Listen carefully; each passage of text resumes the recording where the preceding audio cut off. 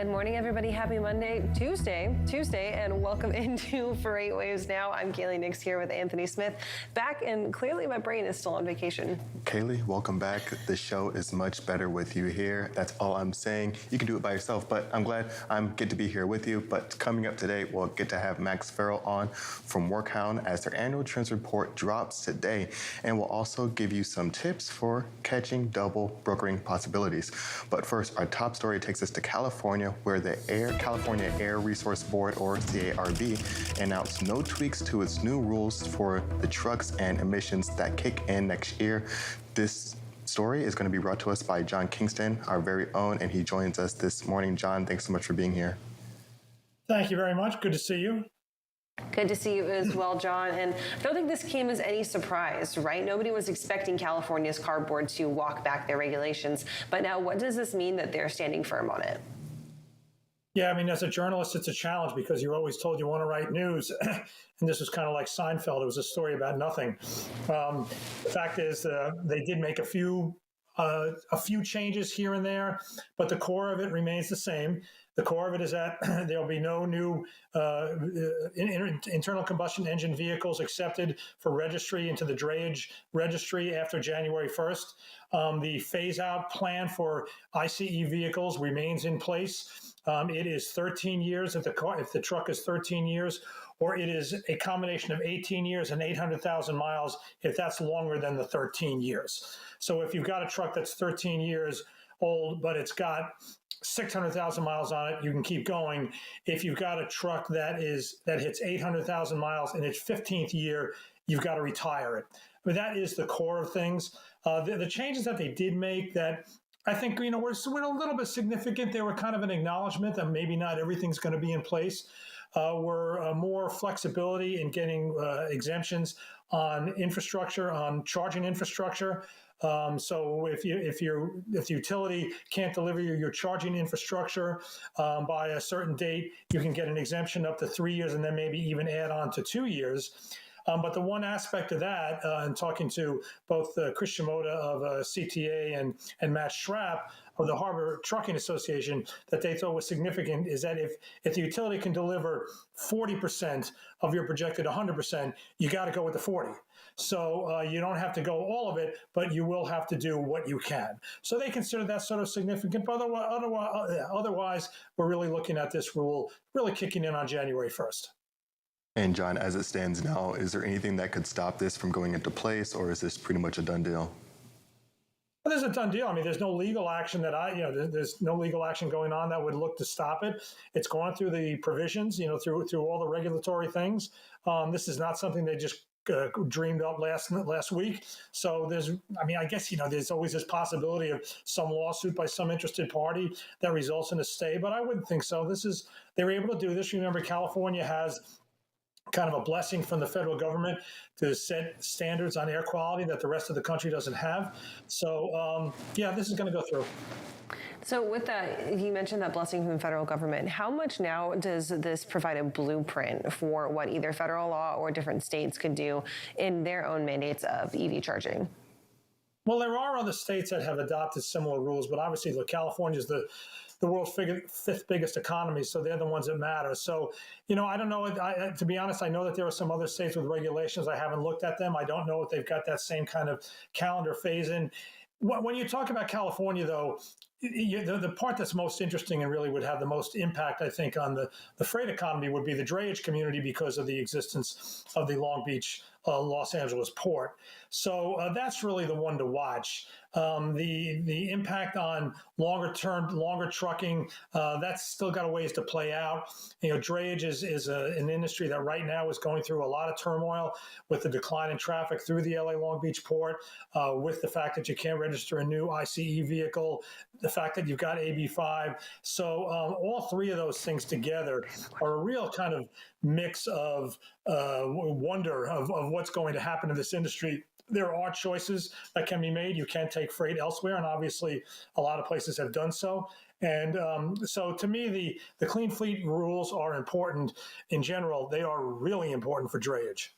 So with that, and you mentioned that the responsibility for the charging infrastructure for this, is that going to fall on the owners and the operators of those drayage vehicles, or are we going to be seeing some responsibility to input cash for charging infrastructure falling on the ports themselves, knowing that your dray vehicles spend often a lot of time sitting there waiting at the port, taking their load to where it needs to go, and then running back to the port before they head home? The way I read the regulation, the mandate falls upon the drayage truck owner. However, there have been initiatives in the ports to install charging facilities. So the Port of Long Beach and the Port of LA are not just sitting idly by, hoping there'll be enough infrastructure for it. They have been actively involved in various projects. You know, the one thing about this is that there are a lot of incentives, there are a lot of grant programs from the state, from the federal government, et cetera, to ensure that trucks get bought, to ensure that charging is put into place. Will it be enough? I don't know. But it's not really, it's not like this is like, okay, you're on your own, go do it. There have been numerous announcements of initiatives of battery electric vehicles in the ports and other areas of charging infrastructure. You know, we've written about a lot of them. So there are things going on. The question is, are they going to go on enough to avoid any kind of a crisis at the ports? And John, as you mentioned earlier, it remains to be seen how this is going to really impact the trucking market, but does this potentially act as a barrier of entry to some smaller operations, or do you think that there's going to be enough maybe government or state incentives to really provide some type of funds to help ease some of this process and transition? Well, as I think we've talked about before, regulation is great for big companies. Regulation is great for incumbents. Regulation is terrible for people trying to get in. You mentioned the term barriers to entry. These are obviously major regulations. So somebody who could just buy a used ICE vehicle and get into the drayage business, actually they still can. I mean, if they buy a drayage vehicle that's already, you know, within the framework of being able to run for several years, you can do it. But at a certain time, you're going to kind of run out of runway, and you're going to have to confront the existing rules. So yeah, this is something that does make it a lot harder to get into the business. So with this last question for you here, John, any types of workarounds for ICEs that aren't necessarily diesel dependent? If we're looking at folks looking at alternative fuels, say hydrogen perhaps, are those any exemptions that are included in that rule? Or is it hard and fast, if you're an ICE and you're old, you instead gotta be electric? Yeah, I mean, it's a ZEV. It's a zero emission vehicle. That's the mandate. So, you know, you obviously batteries. I mean, the idea of batteries doesn't really work, as we know, for long distance over the road trucking because the weight is so high.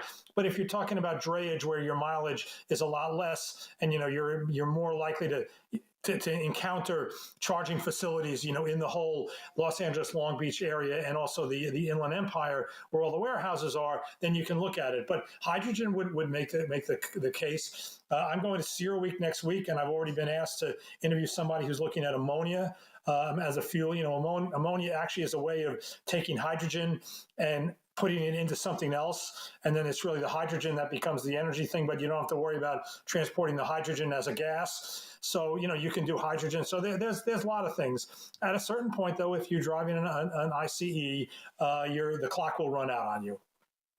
And John, do you see any chance that this really impacts the vehicle market for those vehicles that are no longer eligible to operate in California, being now maybe loaded over to the East Coast? Sure. You know, I mean, if it's a market, if it's a vehicle that is otherwise in good shape and can operate somewhere else, certainly. I mean, it's obviously not all that difficult to transport them. Just get in them and drive them. So yeah, you can definitely imagine this. They're becoming a market for drayage vehicles that have been put out to pasture by the Golden State, but are now desired somewhere else. In some case, literally, if they move to like a plain state, put out to pasture. John, thank you for joining us this morning. Great to have you. As always, we'll talk to you soon. Okay, thanks. We're going to head over to the wall for our first carrier update of the morning.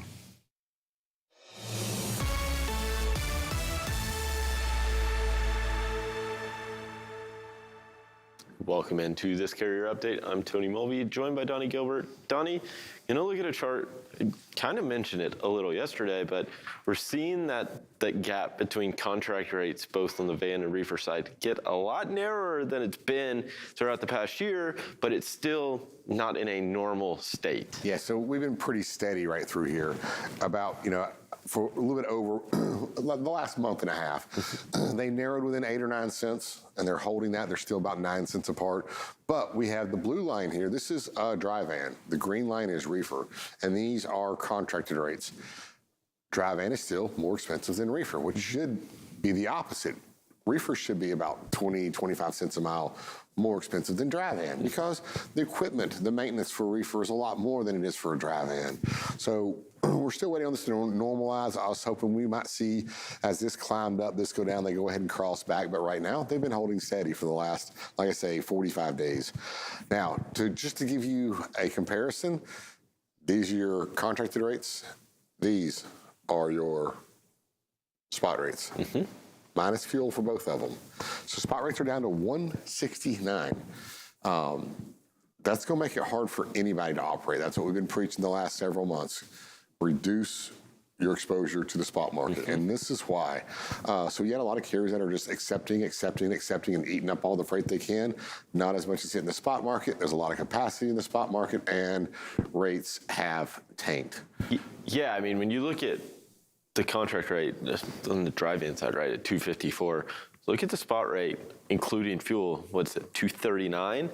I mean, Still so you're talking, 15 cents lower? Yeah. And that includes, that's the all-in rate versus a rate that still has a fuel surcharge on top of it. So, you're talking a you're looking at it here, almost $1 a mile difference when you're talking X fuel.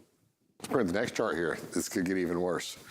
All right, well, we'll run through this one right quick here first. This is our daily. We're at 239 if you add fuel back in. The average is also at 239, but I want to get to this next chart after this one. So one more chart forward, and I want to see the 28-day prediction. This is where it's going to get rough right here, Tony. So we're back here. This is where we are. This red line is our predicted what's going to happen. So we might see it pick up. It's the end of the month. So if you haven't figured it out, it's the end of the month. Today, you need to push your rates up. Yes. So we'll see a little bit of an increase in rates they're calling for. Then they're going to start dropping and dropping. And somewhere around the middle of the month, we're talking about where we are now, we're talking 15 cents a mile, even lower. So we're taking, 155, 154 possibly for the spot rate without fuel. And that could accelerate some of these guys that are going to exit the market. And some of them have talked about and they have an exit plan. But I'm kind of curious, how's that plan going to work out? Because the longer this goes, the further we go into this market that's deteriorating like this, the lower the prices of used trucks are going to get. Yep. So if you're going to try and you're looking, hey, I got a $70,000 truck, well, by the time you make your decision, hey, I'm going to get out of this. Absolutely. It might be 50 or 40. So that could be very tough. So, but when we come back, Tony, we'll look at some dry van info and continue from there. Awesome stuff. Thank you, Donnie. As always, right now we'll hand it over to Kaylee next. All right, guys, thank you for that first carrier update this morning. It's time for a check of your top stories from FreightWaves.com. Agility, the second largest shareholder in logistics giant DSV and new owner of global airport services company Menzies, will take a big financial hit as the Kuwait government has decided to not renew 5 contracts for warehouse properties with the company. The government instead intends to rebid the contracts that were originally leased 20 years ago at below market rates. Agility has filed suit to remain the incumbent master leaseholder for the state-owned parks, but a Kuwait court has dismissed the case. The benchmark diesel prices dropped for the 4th consecutive week, down a total of 32 cents through the last month. Retail prices are also in a significant downturn, but the experts are asking just how long this momentum could last. The weekly DOE EIA price hit $4.29 per gallon, which is just 19 cents at the time it was a year ago. The spread between retail and wholesale prices continues to narrow as well as the retail prices fall. International crude benchmark Brent stood at $82.57 a barrel yesterday and has remained fairly stable since. The Federal Highway Administration is set to publish its final rule on electric truck charging standards, which will keep government regulation out of EV charging development for medium and heavy-duty trucks. The final rule said that the industry is rapidly changing and that the administration does not want to preempt the pace of technological innovation. It does, however, set standards on projects funded under the National Electric Vehicle Infrastructure Formula Program, part of last year's infrastructure bill. It sets aside $5 billion over 5 years for the program, apportioned to each state. It also includes a $2.5 billion purse, which is for a separate competitive grant program. And you can find those stories and more over on FreightWaves.com and our FreightWaves app. If you're watching us live on YouTube, don't forget to like and subscribe to stay updated. Head on over to tv.freightwaves.com for anything else you might need. We're going to take a quick break, and we'll be right back with our first check of weather in just a few minutes.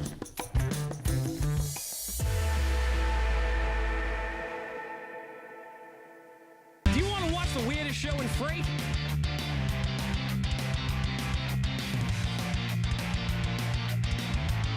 Catch your nooner with Dooner right here on FreightWaves TV live every Monday, Wednesday, and Friday at noon Eastern Time, or on video on demand and podcast players whenever you gotta scratch that itch. From the truckload quoting page within TMS, you can create a new shipment to instantly display your historical lane average alongside all of the market-leading rating intelligence tools. In just a few clicks, you can adjust the quote, add your margin, select your quote response template, and email an official quote right off to the customer from the same page. Request a demo today at tie-software.com to find out how TMS can optimize your quoting process.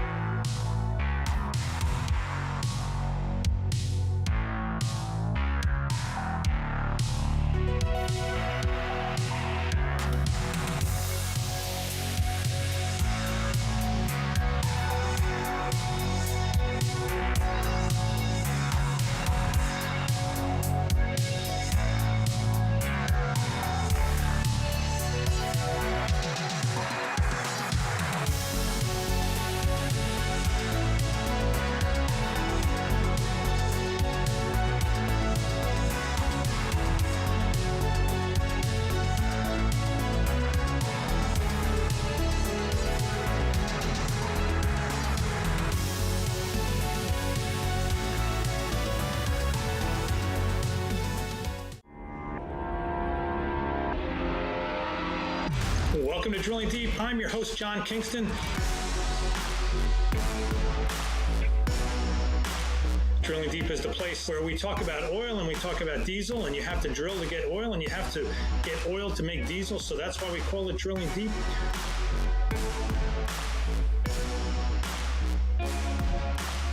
Drilling Deep drops every Friday on FreightWaves TV and all available podcast platforms. Welcome back to FreightWaves Now. It's time for our first check of the weather here on your Tuesday morning. We're talking about some finally impactful snow across the Northeast that does include the New York City metro, the first time that they've really gotten a good snowfall at all in this winter. So let's check it out in Sonar Critical Events. We've got the radar turned on right now, and we can see some pretty heavy snowfall going on all the way across from central New York up into Vermont, New Hampshire, Massachusetts, and into Maine. Down into New York City, we actually saw about 3.5 inches of snowfall yesterday, expecting some lighter snow showers to work in today before this first initial wave pulls up to the northeast. New York City has been really kind of snow empty this year, but this about 3.5 inches was wet, was heavy, and was just enough to cause some impacts to traffic there throughout the city. Bigger impacts, of course, up to the north in central and upstate New York through the I-87 corridors and in through the I-90 corridor up through the Albany area. There we're seeing pretty heavy snowfall rates of about 2.5 to 3 inches per hour. So New York City got about 3 inches total. Upstate New York getting about 3 inches per hour in some spots here. And again, this snow is wet, it's heavy, and it's definitely causing some traffic impacts along I-87 and I-90 in upstate New York, I-91 through Massachusetts into Vermont and New Hampshire as well. Overall temperature is going to hang pretty steady in the mid-20s, so not expected to be super cold with this snowfall, but it is going to be thick enough and fall fast enough that it could have some pretty major impacts to those roads, especially as they haven't really seen a whole lot of snow up there for this year. What we're going to be watching, though, is this is the first round of winter weather to move through. 2 more are going to be moving through the Northeast by the end of the week as we're watching back-to-back storms set up across the West right now. We'll talk a little more about those storms and what they can expect to bring across the Plain States coming up in our next few looks at weather. Right now, though, we're going to toss things over to Christian Thomas, who's got our first check of the social roundabout.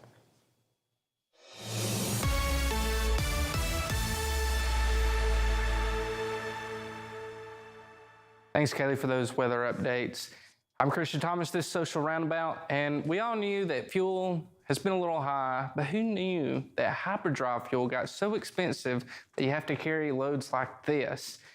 Yeah, that's a TIE fighter strapped down to the back of the bed of a truck, or a trailer, rather.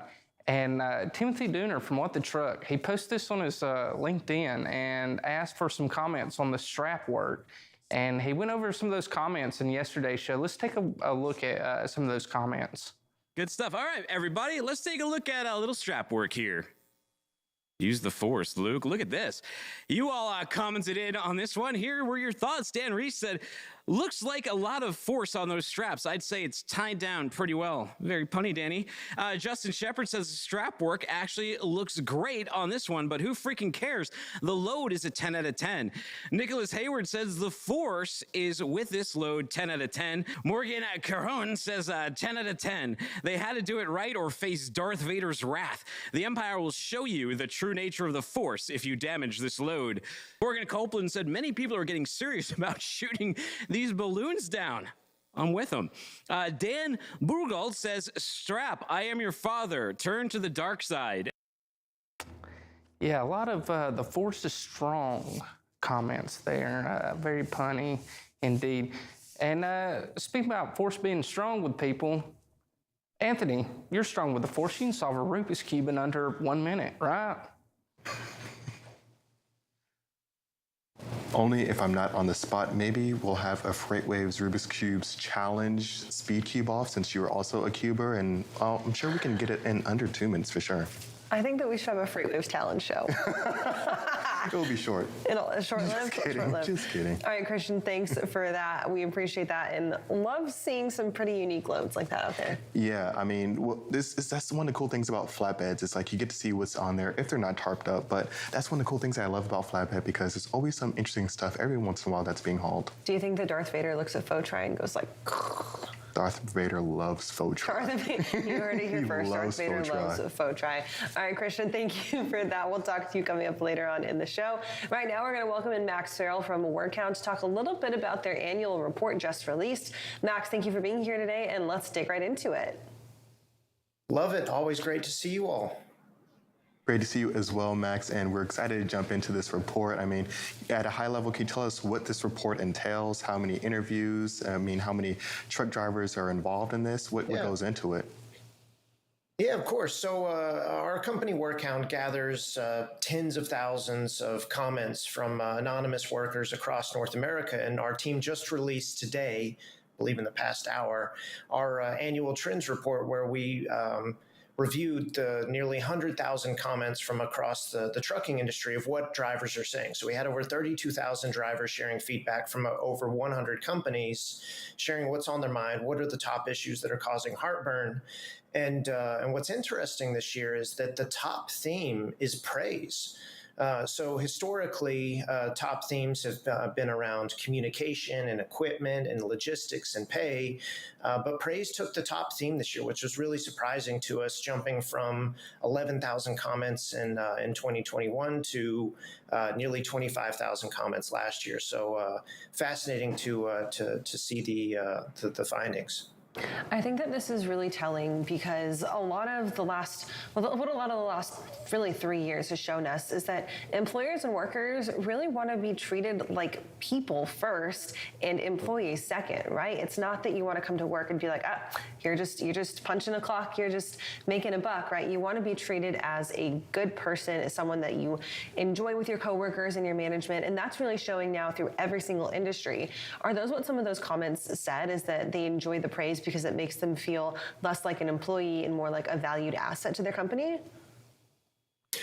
So I think that's certainly, you're spot on, Kaylee. It's that so often companies spend a lot of energy focusing on fixing what's broken instead of celebrating what's working well. And their workforce is saying, hey, we're doing a few things well over here. Let's pause and commemorate this. And so to one thing to keep in mind is that with the analysis that we're doing, the feedback that Workhound is gathering is all open-ended. And so then our system uses keyword and sentiment analysis to analyze it. So this is unprompted praise. This isn't the company saying, hey, tell us your favorite things. It's saying, tell us the good, bad, and the ugly. And we saw a lot more positive things shared last year. So definitely it's an indicator that companies are doing a few things well, and that drivers want to celebrate the positives. Now, certainly there's plenty of other comments out there of areas to improve, but definitely eye-opening that the positivity is shining through. And Max, when we're looking at the report, going through it, were there any silver linings that really kind of stood out that really weren't expected other than the praise aspect? Were there any other interesting findings? Yeah, one of the big things that we see more companies emphasizing right now is contact and communication. And so your traditional survey, you gather feedback, you can't do anything with it. One of the things that we aim to do at Workhound is to not only get this feedback, but have multiple ways to do something about it. And so what we saw was that companies really increased their contact rate in the past year, not only requesting for drivers to reveal their identity, but also we rolled out one-time messages where even if a company didn't know the identity of an anonymous driver sharing, they could still send a message to them. And so creating these at-bats to resolve issues was really impactful for companies. And so the end result is that we saw nearly 12,000 retained drivers across the industry by companies being proactive instead of reactive in addressing those issues. So that was really eye-opening, that because companies were getting ahead of the curve, really rolling up their sleeves to make drivers feel heard and resolve their challenges, good things happened. I love that. Can you talk us through a little bit about now these companies that are utilizing this type of information? Does that go and then re-impact their hiring strategy and their retention strategy later on down the road? And are they almost coming to you guys maybe as kind of like a consulting agency to say, hey, you know what, this is what we're trying to do with this data. How can you help us do this and complete this goal? Yeah, so a lot of companies come to us and use Workhound as a baseline, saying we historically have high turnover. We're trying to get a better handle on it, and we want to start to improve our culture. And Workhound's a really great baseline because you'll surface the issues you didn't even know to ask about. Some of our customers will say that it helps us identify micro issues that lead to macro changes. So sometimes that may be the individual issue of a guy saying, hey, my wife's not on my insurance and I'm about to quit. And then a company's able to be proactive and retain him, all the way to a company changing how they spec their trucks or changing their benefits package based on the feedback that's coming in. And so I would say the most rewarding thing for my job is that we get to watch companies create a culture of curiosity. And there's nothing more rewarding than going to see an executive that had their arms crossed when we started working together, that every week in and week out, they're looking at the feedback and trends to see, hey, before we make a decision, what are our drivers saying? And that's the mindset shift that we love to see in this industry to help all of us level up. And when we're looking at the report, were there any kind of, steps or roads to success for helping with retention, or really how to approach getting back to drivers, or really approaching any kind of issues? Yeah, so the first thing is to close the feedback loop. Because with Workhound you can respond to every single comment, we saw an increasing amount of responses from companies to their drivers. So I believe the response rate was around 75%. So that's great. That means companies are committed to not only gathering this input, but closing the feedback loop and saying, hey, we hear you, we're trying to address this issue, or hey, there's a miscommunication here, let's hop on the phone and talk through this. So I'd say that's one of the biggest things, is that companies are really saying, okay, if we're going to make a commitment to listening to our people, we also want to make a commitment to follow up with them. So far out of these trends reports, we've seen pay be a high one, we've seen praise be a high one. What else do you think is going to come out of some of these trends, or what could you be expecting to be a major sticking point for drivers and companies going forward throughout the rest of this year? Yeah, well, one of the top 3 or 4 themes each year is communication. And when you look at the communication theme, there's about 62% negative comments. So there's certainly plenty of frustrations around communication. But then when you drill down even deeper in communication, about a third of those comments are about people. And when you think about it, drivers rely on a handful of people to make their job function, whether that's their dispatcher or their planner or maintenance. There's so many dependencies for them to do their job. So the moment that they don't have clear information, or they feel like they're not getting work because of a person, that creates a lot of agitation. And then it starts to get really tempting to say, okay, what other job opportunities are out there because I feel ignored? So silence can be a really challenging thing, because in the absence of clear information, people are really good at filling the void with their worst thoughts and fears. Now, Max, one of the things I love about this annual report is of course, I love charts and I love seeing stats, but of course, along with that, it has a lot of feedback from the actual participants of the survey itself. If people want to get a part of the survey or want to have the survey themselves to read through it, how can they do that? Yeah, so the report is live on the Workhound website, so just go to workhound.com. You can look at our reports, case studies, all good things like that. And it's really fascinating stuff as far as what the trends are across the industry, and just seeing how things evolve year over year. But again, really surprised to see praise as the top theme this year, but we could all use a little more positivity, so we'll take and roll with it. Awesome, Max. Well, thank you for joining us this morning. Of course, great to have you as always, and we'll talk to you soon. Awesome. Thank you all so much. Have a great day. Right now, we're going to go to another break, but we'll be right back with more FreightWaves Now.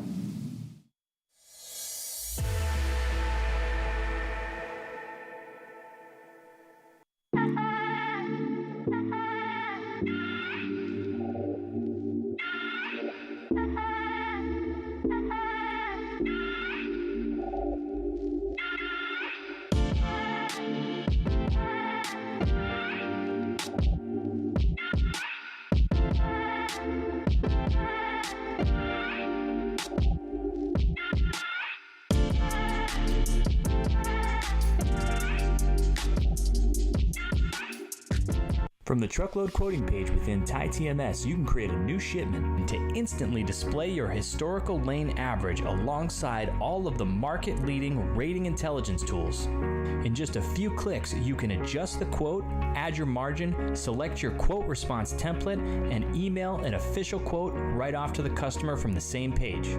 Request a demo today at tie-software.com to find out how TMS can optimize your quoting process.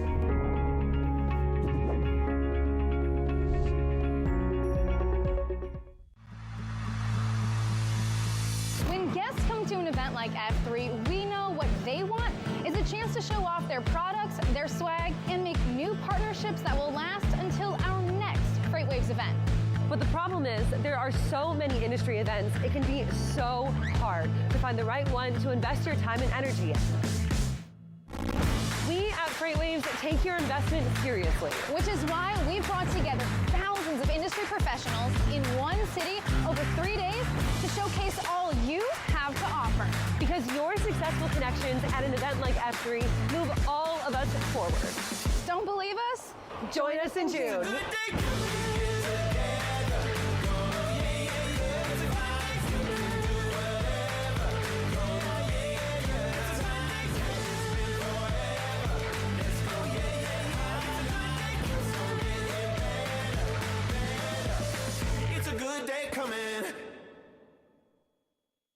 Hey, everybody, this is Thomas Watson, enterprise trucking carrier expert here at FreightWaves, telling you about my show, Loaded and Rolling. Now, it involves trucking topics for large carriers and even small ones that wish to be large. Anything that impacts trucking, you can get it there. You can catch us every Tuesday at 1 p.m. Eastern on tv.freightwaves.com. We do it live.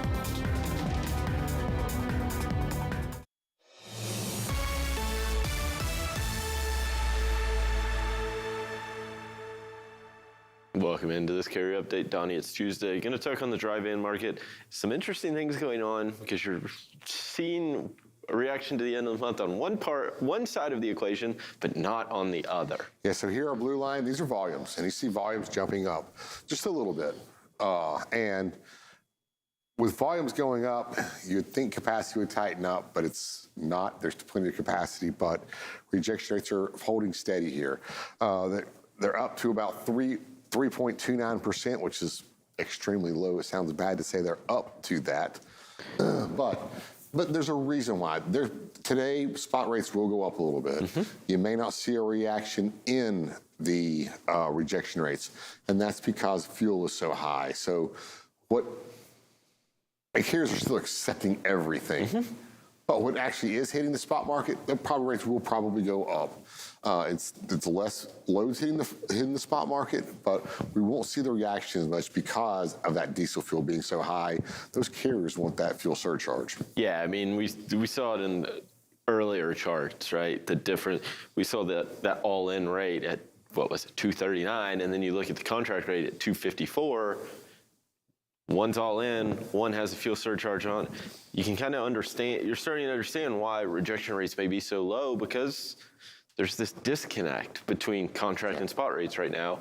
And there's no reason for a carrier to get out of a contract rate because, like you said, higher fuel surcharge and them to go play in the spot market, it's going to be at a discount to what they're going to get in the contract market.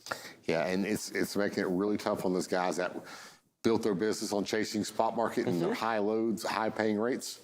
They're the ones that are either hurting or they're out of business right now. Well, and that's those new entrants, right? The ones that came in when the spot market was so hot, trying to chase those higher rates, that don't have those established relationships with shippers, really don't necessarily have them with brokers too to move some of their contracted freight, right? So it's one of those, they're just stuck picking off load boards, and right now that's really difficult. Yeah, and brokers right now, the ones that do have contracted rates, they're probably jumping up and going to the spot market, trying to take advantage of those discounts right now. Yep.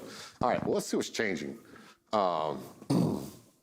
First, we're going to look at the volumes. All right, because I saw that big increase in dry van, I wanted to see what OTVI was, because that 10,000 mark. Well, we're up to almost 10,500. So this is a good direction. But I do expect this to drop back down as soon as we get a few days into March. But I really just wanted to see where it was. Overall, rejection rates have held steady at 3.48%. So we're seeing the reaction here. So we got a little more reefer coming out, flatbed coming out for the end of the month, but do expect it to curve on back down.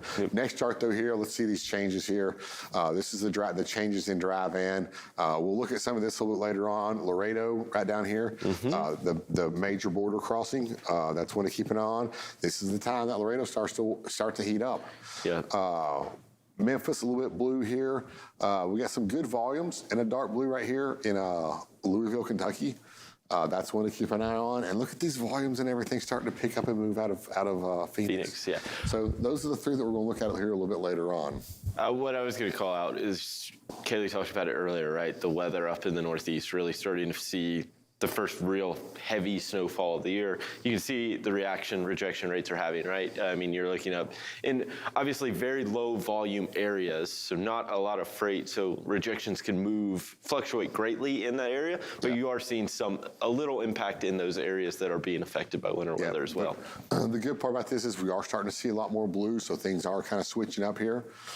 Some are coming up, some are going down. Yeah, the rejections are still low, but watch out for these changing markets. Absolutely, Donnie. Thank you so much for this update. Right now, we'll hand it back over to Kaylee and Anthony.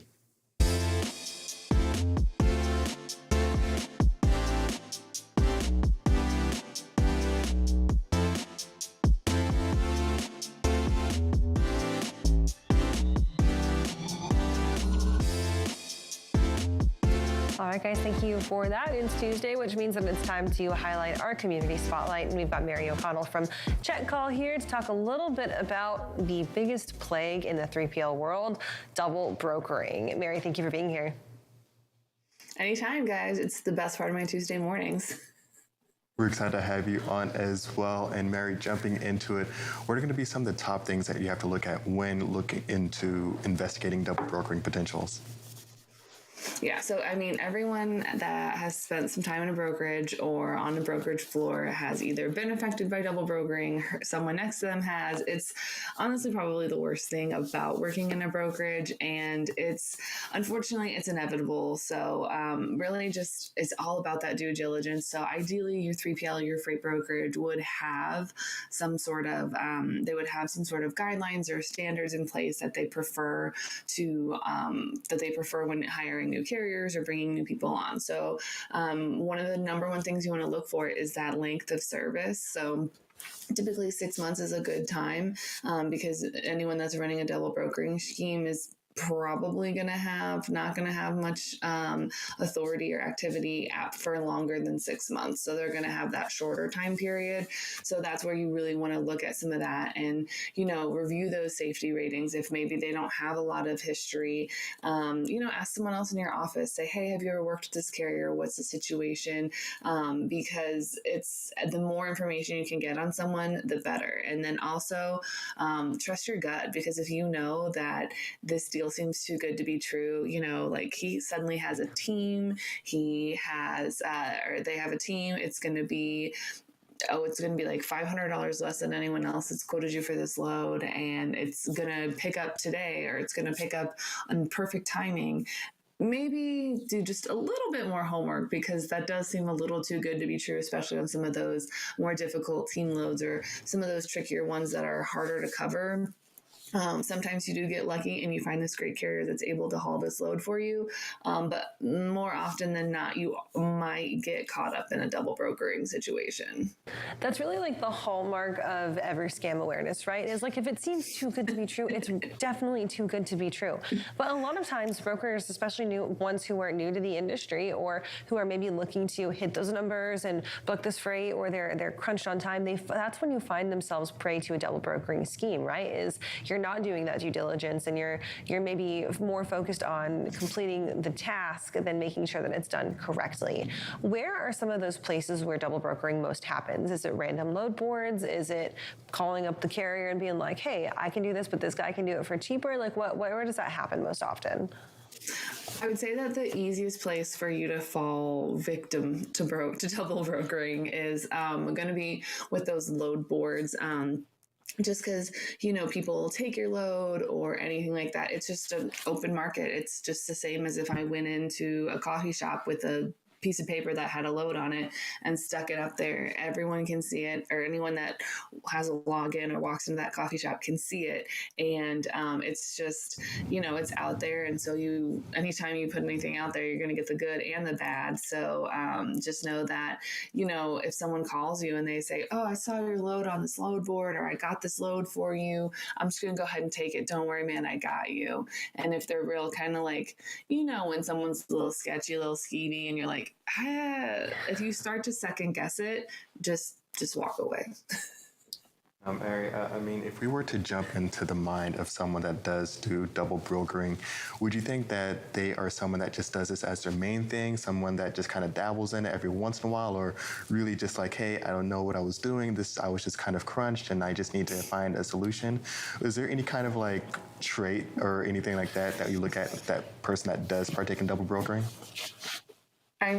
As someone who does not basically commit crimes all the time, I would think that this is not something that you just wake up and go, oops, I didn't mean to do that. It's a plan. You have a system in place, you know how to bounce your MC numbers off different places, and you know how to be a little shady, a little shyster. It's just kind of part of who you are. Like, some people are dog people.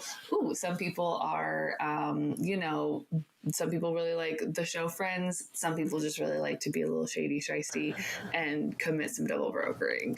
It's just who someone is. It's just, yeah, I don't have any solution as to why someone would do it other than to try and, make a quick buck. But even then, like, it's not that quick of a buck, Yeah. So Breaking news: Mary O'Connell is not a career criminal. I never would have guessed. What a criminal would say. That's exactly what a criminal would say. No, but the interesting thing about double brokering is that it's not illegal, right? There's no full legislation that says that this practice is not something that can be legally brought down for fraud or anything like that. The TIA, which is of course one of the biggest representations of the 3PL industry, is really fighting this fight, and they have been for a long time, to put together laws that say double brokering is illegal and does have consequences. Correct. When you're talking about now, obviously they're the advocacy group for the 3PLs. How many of these 3PLs are back on this train of thought as well, and throwing that support behind TIA, saying, you know what, yeah, we're losing money, we're losing talent, we're seeing people be really badly affected by double brokering, and we need it to be a full criminal offense? Yeah, so it's technically, like, I guess, illegal according to the FMCSA, whereas, like, if you're caught double brokering, you lose your MC number and you lose your authority with the FMCSA, but then there's nothing stopping that person from going and just filing another authority and filing a new MC number for their new carrier. That's the same thing. They're just going to keep double brokering. So that's where it's definitely, it's not like you can go to jail for it. It's just, you don't get your MC number anymore, but there's also not a lot of resources there to enforce it or try and, like, stop them from reapplying for a new MC number. But as for 3PLs, I mean, it's been on the rise so much the last few, like, at least the last month or two. Almost everyone has a story of, someone, like, a couple people in our office got taken for it, a couple people here. Like, it seems like it's just kind of affecting everyone. It's like the cold going through an office, but it's double brokering, which honestly, I think I would rather have the cold than deal with that. So, it's definitely something that is happening a lot more, and it's like, I think that there just continue to be more and more support, because it negatively impacts just about every 3PL and freight brokerage, and there's no real good to come from it when you're doing business like that. So, or like when you are doing business with someone that is double brokering. So I would imagine that a lot more 3PLs and freight brokerages are throwing in to support the TIA efforts to, help criminalize this on a federal scale. And so with those brokerages too, number one way to prevent this is to get your people properly trained on what to look for, right? Are we seeing more brokerages start initiatives of training better and invest in training their staff to avoid this? So training is something in 3PLs and freight brokers that has been a thing. It's been a really big thing. It's been a big push for the last year and a half. So if not a little bit beforehand. So it's one of those where it's really important to, take that time. If you don't have a dedicated training program, or you don't have dedicated, like, these are preferred guidelines that we like to use for our carriers. This is the safety rating we like them to have. This is a minimum amount of time for authority, et cetera, et cetera. If you don't have those, that is something that today you should sit down and start coming up with what you want an ideal carrier to look like, and some of those baseline minimum standards for carriers. Because if you do not have them, then you are just going to keep getting hit with this. So if you at least have some guidelines in place, then those exceptions, and then you can work those exceptions and those one-offs, which to my knowledge, most people do have some sort of baseline level of like rules that they like for their carrier. But that being said, it can still happen to the best of them. And it's anybody's luck, but it's the biggest thing is just train your people, know when something sounds too good to be true, and trust your gut. Because if somebody's fishy, then it's not going to be a good time. Awesome, Eric. Great tips throughout this show from you, of course. And of course, people can find you on Check Call. What time does that air? If you just keep watching FreightWaves TV all the way to 12:30 today, you will come across Check Call. Do not click off. Just keep watching FreightWaves TV. There's a lot of great Tuesday content. And then after the show airs, a newsletter should be out around 2. And we'll keep it fun this afternoon. Who knows what memes we'll have.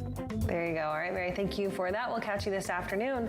Right now, we're going to take a quick break and we'll be right back with more FreightWaves Now in just a few minutes.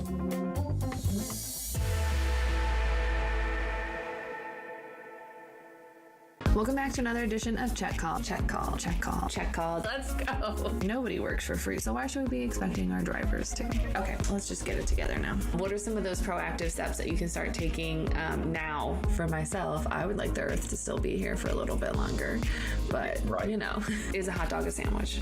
Oh, okay. Is pizza an open-faced sandwich? It's bread. I have been ready for this question. I've seen the show. We're all in this together. Thanks for making me hungry. Now I want a hot dog. You're welcome. Catch episodes of Check Call Tuesdays at 12:30 on FreightWaves TV. Keep up with all things Check Call on freightwaves.com/checkcall. See you on the internet. From the truckload quoting page within TMS, you can create a new shipment to instantly display your historical lane average alongside all of the market-leading rating intelligence tools. In just a few clicks, you can adjust the quote, add your margin, select your quote response template, and email an official quote right off to the customer from the same page. Request a demo today at tie-software.com to find out how TMS can optimize your quoting process.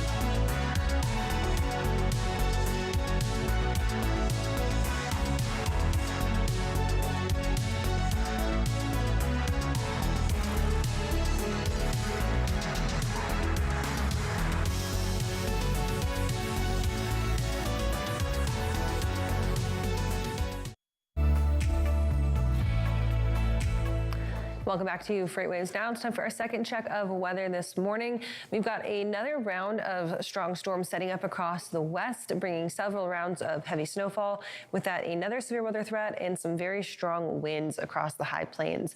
We're going to zoom in on those strong winds and what that means for drivers moving across Oklahoma, Texas, Kansas, and into New Mexico today. So let's check that out in Sonar Critical Events. You've got fire warning conditions up on the map right now. That's going to be these orange, yellow boxes all the way from southeastern Colorado into Kansas, the panhandle of Oklahoma, and into the Texas area, and then westward into New Mexico. What you can't see laid underneath those is wind advisories as well, as we've got really strong winds expected on the front side of this first storm moving through. So right now we've got fire weather conditions across Albuquerque down the I-25 corridor and then up into the panhandles.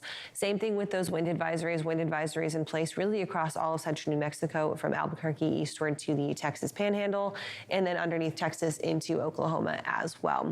Those wind gusts are going to be the place of concern because they're going to be moving northwest to southeast. So crosswinds across I-40 going to be very, very strong here. Sustained winds looking at sitting about 45 to 50 with gusts 65 to 70, even higher than that in some places possible. If you've been anywhere in eastern New Mexico, western Texas, you know there are no land features to stop that wind. So once it comes across, not only are you talking about dangerous driving conditions with crosswinds across the interstate, also talking about blowing dust, and because it's been so dry out there, we've got those fire warning conditions up. Any fires that start will have the ability to spread rapidly, spread some heavy smoke, also causing some visibility issues across the interstates there. Best practices here, if you feel like to be driving, just pull over. You'd rather take a little bit of a break than have that wind knock your trailer over and off the road. That's it for this look. To talk about the several rounds of storms coming through the west in our next few checks of weather. Right now, we're going to toss things back over to Christian Thomas with our next check of the Social Roundabout.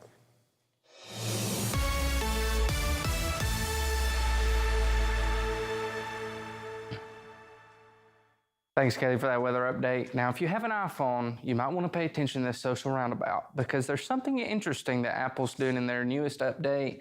And I am right now downloading the update on my phone just to take a look at it and see how interesting it really is. Let's let one popular social media influencer explain what's really going on with this update in Apple. So if you have an iPhone in the US, you may have noticed that on the latest 16.3.1 update, Apple flipped a switch on everyone's phones that makes charging slower, is what some of the headlines would say, but the real story is actually really interesting. So if you look now in battery health settings, there's a new setting called clean energy charging. And what it does is it tries to reduce your carbon footprint by only charging when your house is likely to be pulling from cleaner sources of energy based on your local electrical grid. That is kind of wild. Luckily, you can override it. You'll get a notification that says it's not charging and waiting for clean energy. You can bypass it. But the interesting thing about this one is this setting is opt-out, meaning if you go to check your settings, it's going to be on by default. Now, charging your one iPhone at slightly more optimized hours won't make a big difference to your own personal carbon footprint, but Apple flipping a switch for millions and millions of iPhones at once will probably in total make a really big difference to total energy saved. A rare W for the environment. I also can guarantee this will be in a slide at the next Apple keynote. Yeah, Apple already had a optimized option on your battery that would charge depending on the time of day that you use your phone. It got used to your patterns throughout the day. And now they're including a geographical location on when they will charge it. Kaylee, Anthony, what do you think? Pretty cool, I think. Make your carbon footprint a lot smaller. Team Android, as we know, so this does not affect him. That's right, Android all the way. I don't know. I think it's a cool feature and love to see Apple doing that a little bit for the environment as well. Thanks, Christian. We'll catch up with you in our second hour. Anthony, we've got an exciting thing coming up this afternoon right here on FreightWaves TV, our next State of Freight webinar. That's right. We're going to have two legends in the freight game. We're talking about CEO and founder of FreightWaves, Craig Fuller, along with Zach Strickland, head of Freight Market Intelligence, and they're going to break down how to prepare for market changes within freight and the supply chain. And so whenever these two get together, it's going to be just an enormous amount of information that you don't want to miss. Absolutely. This is our second webinar in our State of Freight webinar series, and you can register for that by heading on over to freightwaves.com. Drop down the events tab and get registered in. It is free registration. Will be this afternoon starting at 2 o'clock Eastern time, so it's definitely something that you don't want to miss. While you're over there, might as well get registered for our next upcoming events as well. We're just about 2 weeks away from our next virtual event, Supply Chain Meets FinTech, March 15th. And then, of course, we've got our 3PL Summit coming up in April, and then Future of Supply Chain will be live and in person end of June after that. That's right. Tons of activity left throughout this year, so get registered and get networking, and we'll see you, of course, in person. Right now, we're going to take a look at the last 24 hours in freight, take a short break, but we'll be right back with more FreightWaves Now.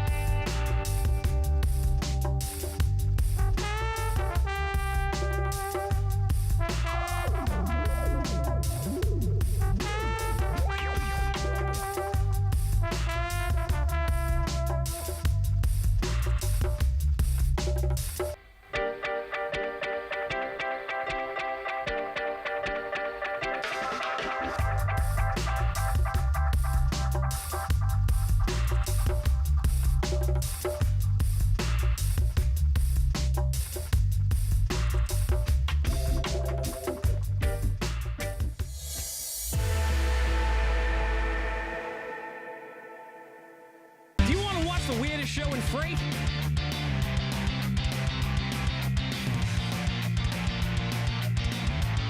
Catch your nooner with Dooner right here on FreightWaves TV live every Monday, Wednesday, and Friday at noon Eastern Time, or on video on demand and podcast players whenever you gotta scratch that itch. When guests come to an event like F3, we know what they want is a chance to show off their products, their swag, and make new partnerships that will last until our next FreightWaves event. But the problem is there are so many industry events, it can be so hard to find the right one to invest your time and energy in. We at FreightWaves take your investment seriously. Which is why we've brought together thousands of industry professionals in one city over 3 days to showcase all you have to offer. Because your successful connections at an event like F3 move all of us forward. Don't believe us? Join us in June.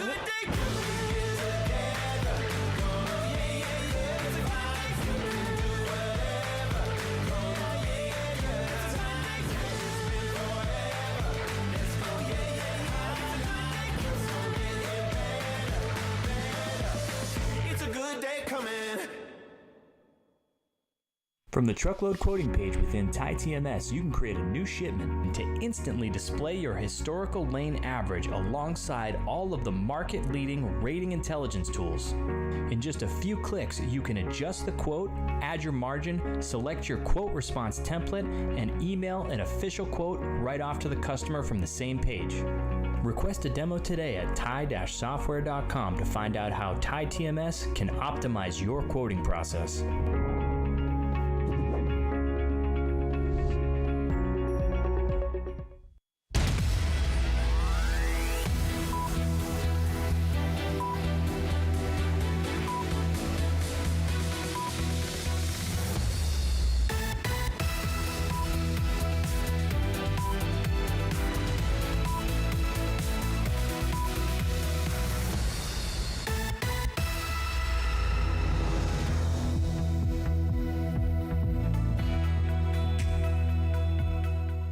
Welcome back to FreightWaves Now, starting off your second hour of the show with a look at your top stories this morning. The benchmark diesel price has dropped for the fourth consecutive week, down a total of 32 cents throughout the last month. Retail prices are also in a significant downturn, but experts are asking just how long this momentum could last. The weekly DOE EIA price hit $4.29 per gallon, which is just 19 cents above the price about a year ago. The spread between retail and wholesale prices also continues to narrow, as well as the retail prices fall. International crude benchmark Brent stood at $82.57 a barrel at the last price check. The Federal Highway Administration is set to publish its final rule on electric truck charging standards, which will keep government regulation out of EV charging development for medium and heavy-duty trucks. The final rule said that the industry is rapidly changing, and the administration does not want to preempt the pace of technological innovation. It does, however, set standards on projects funded under the National Electric Vehicle Infrastructure Formula Program, part of last year's infrastructure bill. It sets aside $5 billion over 5 years for the program, apportioned to each state. It also includes a $2.5 billion purse built for a separate competitive grant program. LTL carrier Saia has added 78 new lanes to its next-day service offering across the Northeast, Mid-Atlantic, and Ohio, cutting 1 day off of previous delivery times. There are now 435 next-day lanes operating in those markets. The company has been on an aggressive growth campaign since 2017, when it opened 20 terminals in the Northeast, including opening 11 new terminals last year alone. 5 more locations will be added by spring, including 2 in West Virginia and 1 in Kansas City. 5 people, including 2 UPS employees, have been arrested on charges of and possession of intention to distribute cocaine using the company's packages. Orlando Almanza and Fidencio Salinas both worked for UPS and were scheduled to appear in court yesterday, according to the indictment. The 5 individuals knowingly conspired to transport cocaine through packages using fraudulent labels for the packages. About 60 kilograms of cocaine was seized from one of the men's houses, with all 5 facing life in prison if convicted. And Amazon has expanded its same-day delivery offerings, expanding the ultra-fast delivery facilities up to as many as 150 over the next few years. It also announced a new initiative designed to support its drivers with a $200 million investment in safety technology for its transportation network, including automatic braking and in-vehicle cameras. The expansion of the delivery hubs will build facilities much smaller than the normal fulfillment centers that are built for simply prepping orders instead of storing inventory. 45 hubs like that have been opened since 2019. And you can find those stories and more up on FreightWaves.com and our FreightWaves app. If you're watching us on YouTube, don't forget to like and subscribe to stay updated. For the full FreightWaves TV experience, head on over to tv.freightwaves.com. We're going to toss things back over to Tony and Donnie at the wall for our next carrier update.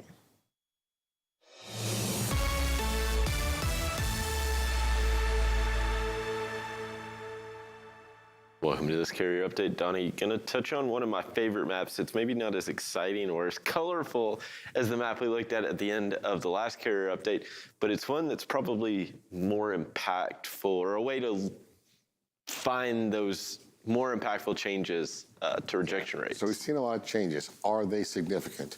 Now, the sad part is this map is a lot more exciting than when it was the last time we looked at it. But we do have some blues. Phoenix, Arizona, Denver, Oklahoma City, Laredo, Louisville, Kentucky, just light shades of blue.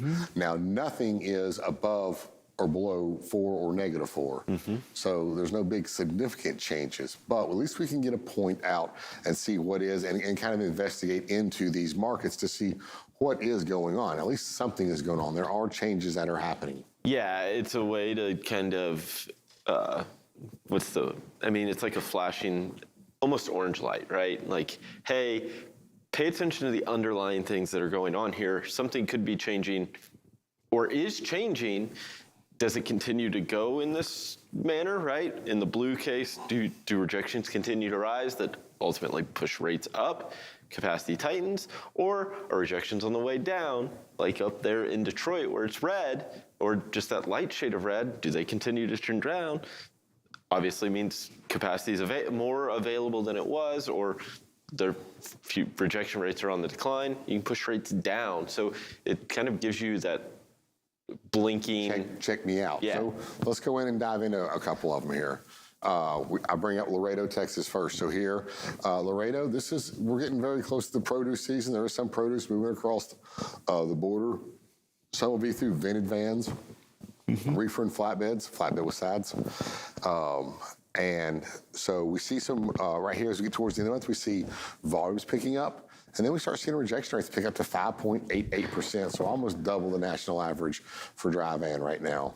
And it's higher than it was at the beginning of the month, which is what you're looking for. I mean, February, typically that's not always the case, right? But to see it actually happening in a market is a positive sign overall. So seeing it on our change map, seeing it on our WRI, looking at here and seeing that rejection rates are headed upwards, volumes are headed upwards. This is a market that if you're out there today, start pushing your spot rates up on this Laredo market. This might be the day that you can make some decent money coming in here.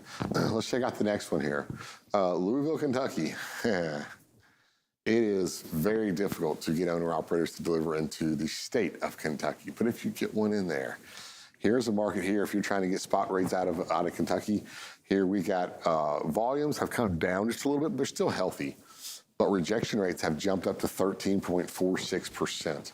So we got a rare situation where we have rejection rates over 10%. Yeah. So if this will be one of those markets again where if I'm an owner-operator, if I'm a carrier, and we push my rates up. If I'm bidding spot freight, I'm pushing those rates up and trying to get a better rate out of this market. And we'll look at a couple lanes on this and see what direction you need to go, because it kind of does. It's very important depending on what direction you're going, what's going to happen with rates on this market. All right, we got one more here. Phoenix, Arizona. This one's interesting. Yeah, Phoenix has its boost here and there.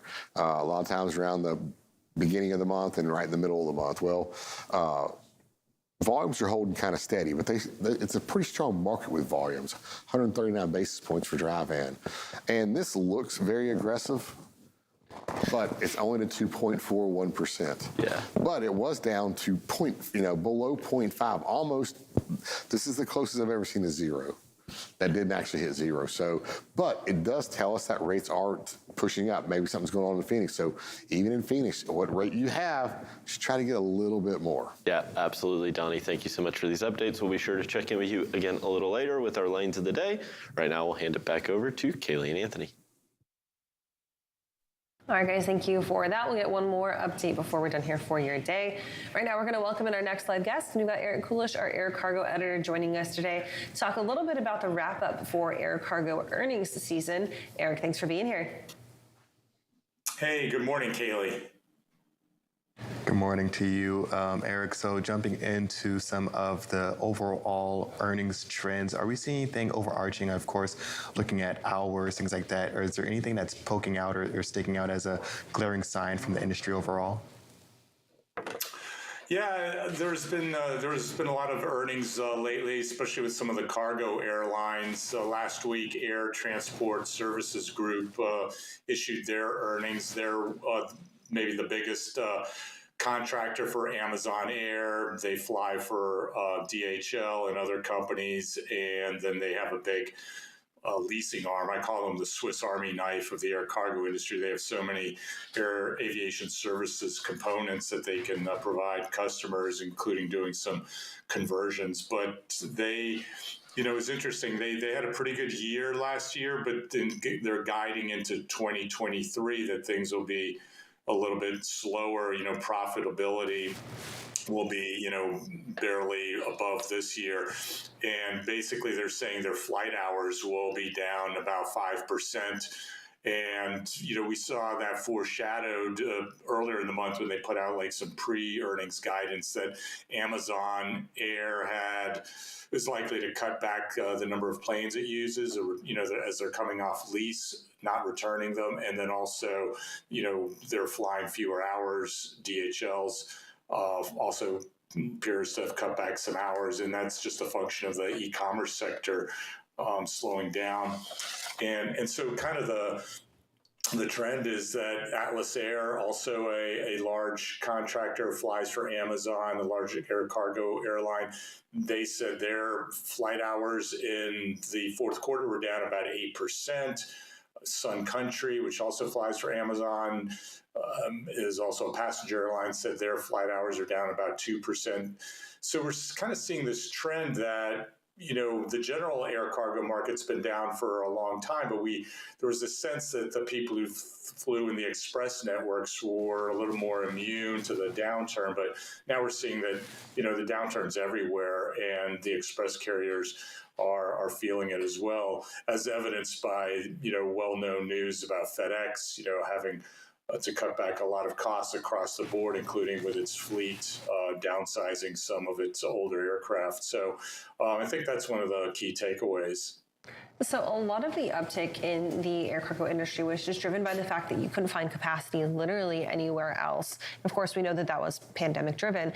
Do you think that you see any events or possible events on the horizon that could possibly lead to that uptick again in the air cargo sector? Or is this more of this normalization, return back to the pre-pandemic levels, and people are just now having to adjust to that after 3 years of just hyperinflated volumes and need? Yeah, I mean, it's definitely correcting to, the pre-pandemic types of levels of traffic. The market's correcting. As you said, the demand couldn't sustain the way it was, but now we're also having capacity come back in a big way because the passenger airlines are reintroducing all their flights that were, basically shut down during the pandemic. So you've got more belly capacity, you've got that, freighter capacity still out there, and demand is really plummeted. So, I think we'll see some more capacity come in the market, and it's hard to say exactly when things will turn. There's a lot of guessing that second half of the year or by the summer, maybe there'll be some inventories that the retailers have burned through and need to start ordering again, and that'll pick up both the ocean and the air freight. But it's a little hard to say. It depends how the recession goes. Some of this downturn could last into next year.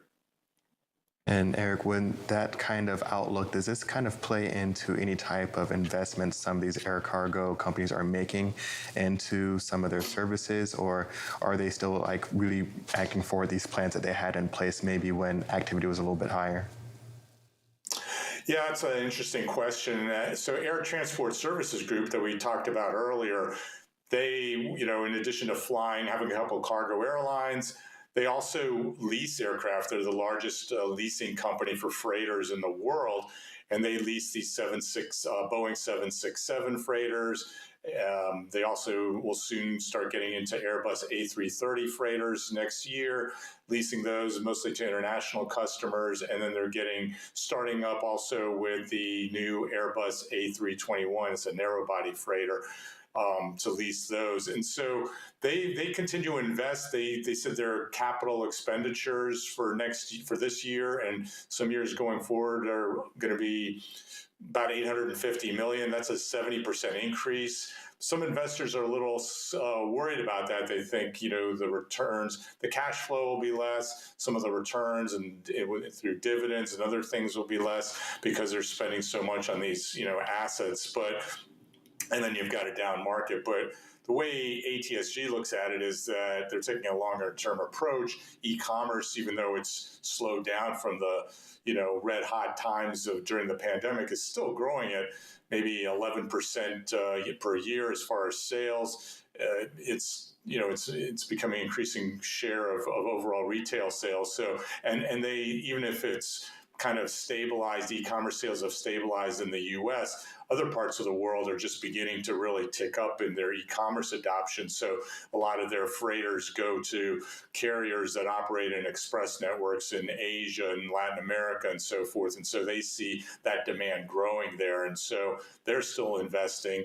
Qantas Airlines has a freighter division in Australia. They just ordered said they plan to order 3 more of these A321 narrow body freighters to be converted. So they'll have 12 of them. So, there is some concern of oversupply in the short term.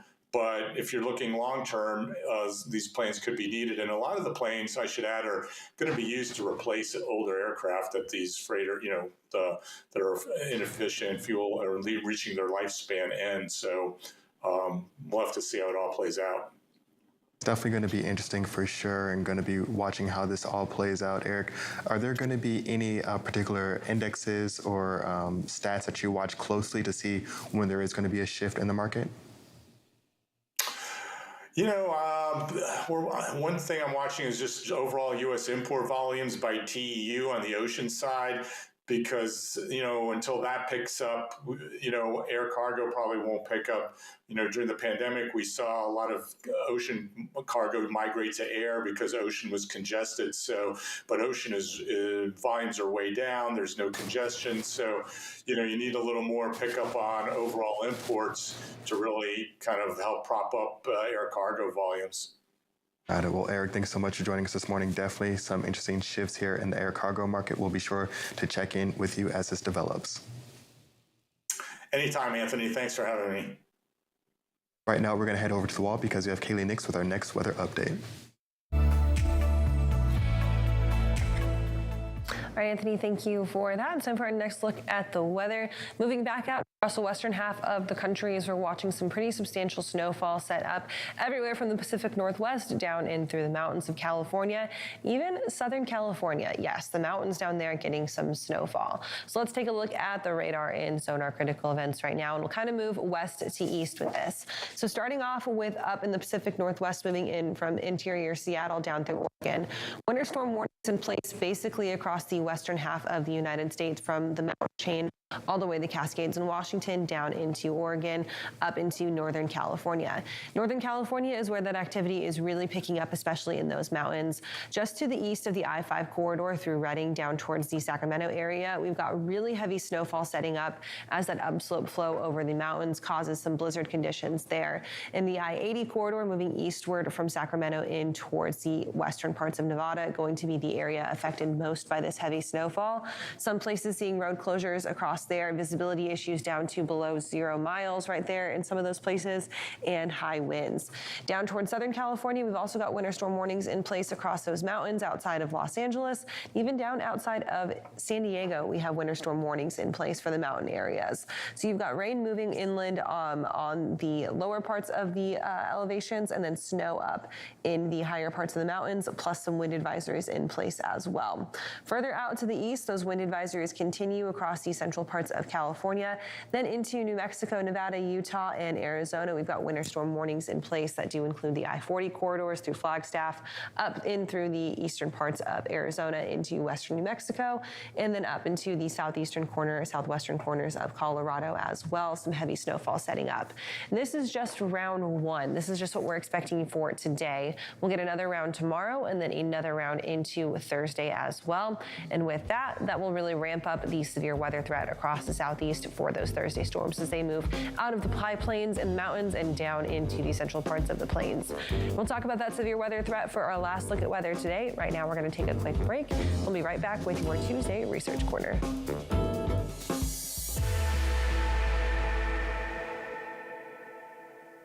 The 2023 Freight Tech 25 list is filled with meaningful innovators from across the industry who are helping shape what the future of supply chain will look like. Check out the full list of these companies and all the latest Freight Tech news at FreightWaves.com. From the truckload quoting page within TieTMS, you can create a new shipment to instantly display your historical lane average alongside all of the market-leading rating intelligence tools.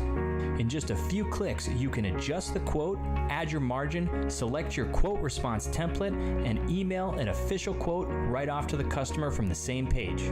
Request a demo today at tie-software.com to find out how TieTMS can optimize your quoting process.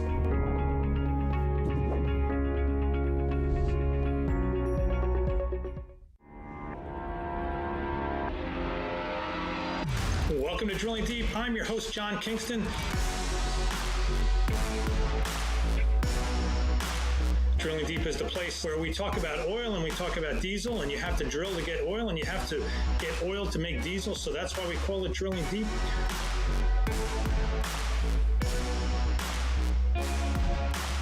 Drilling Deep drops every Friday on FreightWaves TV and all available podcast platforms.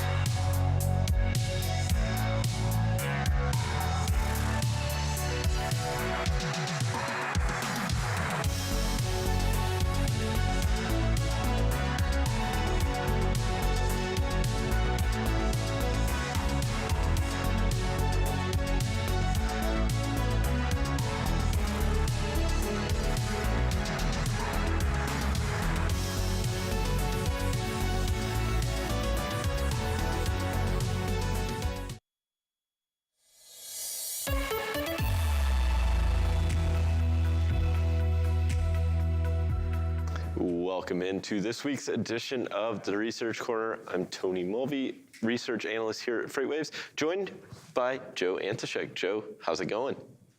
It's going great, Tony. How you doing? It feels like it's been a minute since we've done one of these. It has been, 2 weeks now, I guess? I was out last week. I was out last week down in Florida, celebrating the sister's wedding.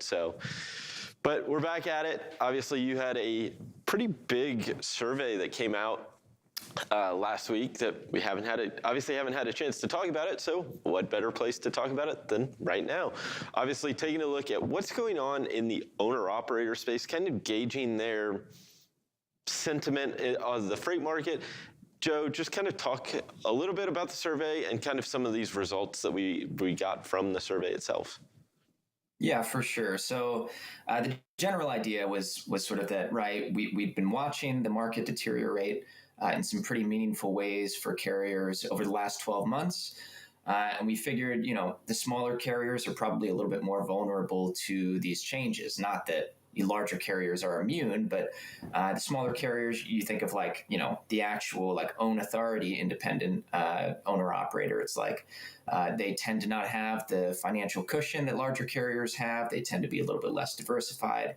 So the thinking was let's figure out what they feel about this current market, and also, of course, get some numbers. So I think we have the first chart there that shows median gross revenue and then expenses Right, here you go. So one of the interesting things that I learned from the survey was that median gross revenue from 2021 into 2022 actually grew for not just all respondents, but even the chunk of respondents. There's about a third that said they were considering leaving the industry because it was so tough. Those respondents also saw revenue growth year over year. So it wasn't revenue that was the problem with their net profit.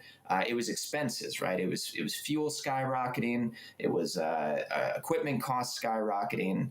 And that really ate into their net profit. So it just painted a picture of,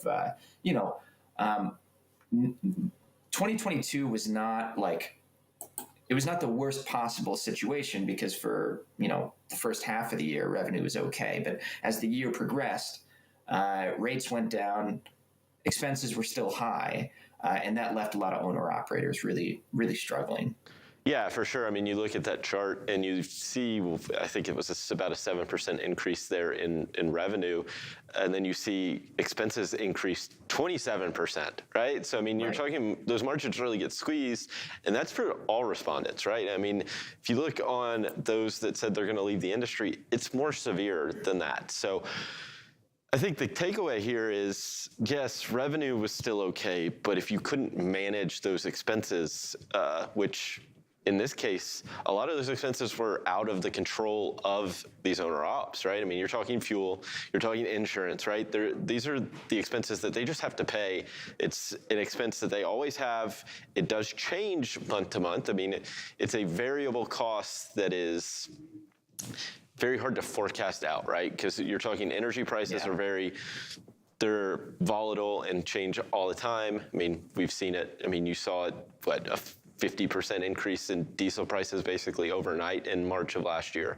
So, I mean, you're talking about these expenses that they've had, but again, the revenue number was still okay. We'll pull up our next chart here and kind of takes a look at how owner-operators feel their business kind of is doing, right? I mean, a vast majority say, hey, our business is sound, we're okay, no real issues there. But then you start to see, I look at that tail end, right? That second line from the far right that says they've already left, they've already basically left their owner-operator space and signed on with a larger carrier. And it was about 5% of respondents.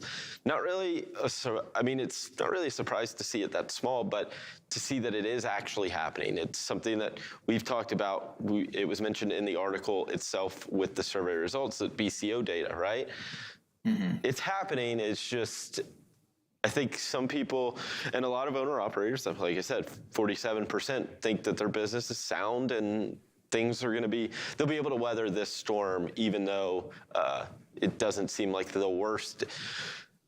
maybe the worst declines are behind us, but if spot rates kind of settle in at this level for where they are, it's not this quick recovery that they may be hopeful for in the back half of the year. Yeah, and the owner-operator class of the freight transportation industry is really interesting too, because you mentioned earlier that some of these expenses are unplanned. Like you can't really plan for some of these. Like you can't plan for the war in Ukraine having an effect on fuel. You know what I mean? There are some things that you can't plan for, but it's really interesting. A handful of the people I talked to were really sort of about this personal responsibility. And I think that there's probably something to the idea that the owner operators who, one, have had more experience, right? Have been around the industry for a while and have weathered previous downturns. But also just those that have kind of a laser focus on operational efficiency are going to be weathering this time a lot better. Like those people who know exactly what is coming in and going out, those people are the ones who are most likely to still be around come 2024, regardless of what happens this year. Yeah, for sure. It's that understanding of what your cost per mile is. That way, when you have a rate and you know what that rate is, if it's a break-even lane, if it's a rate where, hey, you're going to make some money, or you're taking a loss, but maybe on the flip side, it puts you into a better position overall. Joe, real quick, one last chart. We got about 30 seconds. Obviously, still kind of negative sentiment towards profitability here in 2023, given the freight market, but I mean, a little better than what we saw in the previous year. Was that expected? Yeah. So right. All that shows is that 2022 was worse than 2021, which everyone sort of knew. But more importantly, it shows that owner-operators expect 2023 to be worse than the both of them. Right, if you're not on great footing now, this year is not necessarily going to be easier. Hopefully, most owner-operators can get through the year. Absolutely. Well, Joe, thank you so much for joining me today on this week's edition of the Research Corner. We'll be sure to check in with you again next week. Right now, we'll take a quick break, but we'll be back with more FreightWaves Now.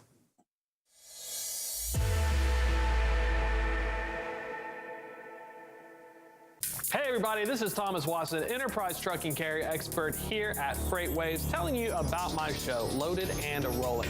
Now, it involves trucking topics for large carriers and even small ones that wish to be large. Anything that impacts trucking, you can get it there. You can catch us every Tuesday at 1 p.m. Eastern on tv.freightwaves.com. We do it live. From the truckload quoting page within TIE-TMS, you can create a new shipment to instantly display your historical lane average alongside all of the market-leading rating intelligence tools. In just a few clicks, you can adjust the quote, add your margin, select your quote response template, and email an official quote right off to the customer from the same page. Request a demo today at tie-software.com to find out how TIE-TMS can optimize your quoting process.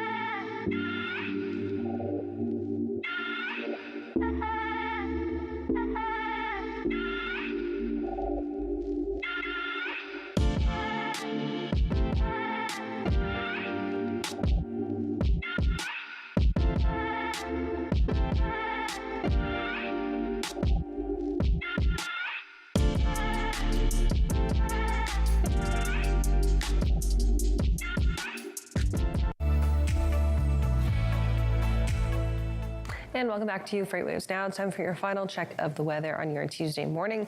We talked about that several round of storms going on across the Northwest and into the plains. But what we're really going to be watching for these next few days is once that cyclone kind of moves off of the Colorado Rockies and trails with it a cold front, because that's going to bring a pretty robust severe weather threat across the southeastern states in through the deep south as well. So let's check it out in Sonar Critical Events. Right now, the Storm Prediction Center has issued a day 3 enhanced risk of severe weather. So this is going to be for Thursday for us. That does include the Dallas-Fort Worth Metro, eastward along the I-20 corridors, up through Arkansas, including Little Rock. Memphis is just on the outer edge of that enhanced severe weather threat right now. Also Jackson, Mississippi, Shreveport, Louisiana included in that as well. This is pretty significant to see this day 3 enhanced risk issued right now. Normally we see those enhanced risks on day 1 or day 2. So there is still plenty of time for these risks also to be upgraded as we move throughout the rest of the week and into your Thursday. Before that, we're going to be seeing a day 2 risk as well. That does include, again, that I-20, I-30 corridor eastward through Arkansas, Memphis. That's going to be a slight risk for your day 2 for your Wednesday. But Thursday going to be the bigger day, expecting those severe weather threats across the area there. As always, all modes of severe weather are going to be possible with this. We're talking strong winds. You've got strong thunderstorms, heavy rainfall, which could cause some flooding. Tornado is going to be a threat as well as we move through the severe weather threat. And with that, we did see some tornadoes touch down across Oklahoma and Texas over the weekend into your Sunday. Some of those pretty significant, causing some significant damage across central Oklahoma in towards Oklahoma City as well. So time now to be prepared, as we've got about 2 days before the severe weather threat is really going to be pretty impactful. Make sure that you've got multiple ways to get those severe weather warnings, whether that's on a weather radio or you're tuned into your local broadcast meteorologist, or even if you are a driver, you've got to make sure that those cell phone alerts are turned on, so as you're driving different places, you get those emergency alerts coming through your phone. Just be sure to pay attention, have a plan in place, and stay prepared as we move into your Thursday. That's it for weather today. We're going to toss it back on over to Christian for a final check of the social roundabout.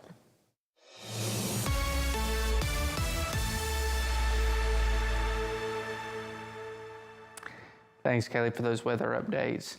I'm just glad the weather's great out here in Freight Alley today. And speaking of Freight Alley, we had a video go a little viral yesterday from another train collision here in the viewing area in Chattanooga. This video we have here is from downtown Ringgold yesterday. You can see the truck driver hops out real quick and tries to get that trailer off the ground so he can pull it off the track, but he doesn't do it fast enough.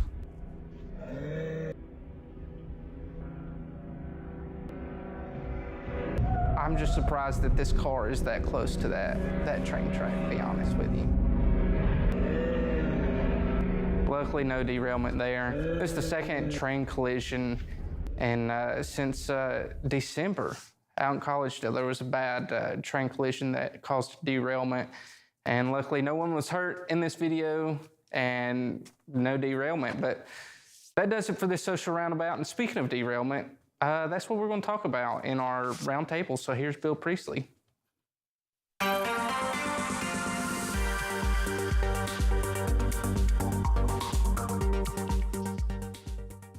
And welcome into the roundtable. Bill Priestley here with you. And again, talking about the derailment that happened in East Palestine, Ohio.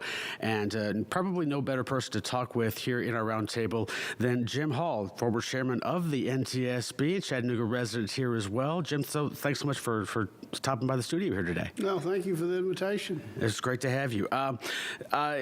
Obviously, you're no stranger to incidents like these, but when you first heard of this particular one, what were your impressions of just the accident in and of itself, and then the NTSB and what they're going to try to do to try and investigate and figure out how this all went down?